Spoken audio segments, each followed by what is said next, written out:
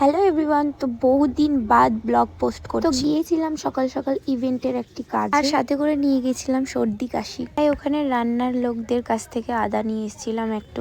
যাই হোক, ব্রেকফাস্ট সেরে আমরা চলে গিয়েছিলাম কাজের জায়গায়। সেখানে পুরো ডিস্ট্রিক্ট আর স্টেটের ড্রয়িং কম্পিটিশনের আজকে প্রাইজ ডিস্ট্রিবিউটের ইভেন্টের মাঝে মাঝেই আমরা একটু গসিপ করা শুরু করে দিই। আর হ্যাঁ, 2025-এর যারা পিএইচডি করেছিল তাদেরকেও প্রাপ্য সার্টিফিকেট দেওয়া হয়েছে, সাথে আমাদেরও সসম্মানে ব্যাচ দেওয়া হয়েছিল। তারপর সকাল থেকে কাজবাজ করে ফাইনালি শেষ হলে দুপুরের লাঞ্চ করতে চলে গেলাম উপরে। প্রথমে ডাল ভাত থেকে শুরু হয়েছিল, কিন্তু আমি অর্ধেক খাবার নিই। তারপর নাচতে নাচতে বেরিয়ে পড়লাম আমি আর বকুতি। আর যেতে যেতে রাস্তার ধারে এই গাছটি চোখে পড়ে, যেটা আমি জানিই না কি নাম এই গাছটার।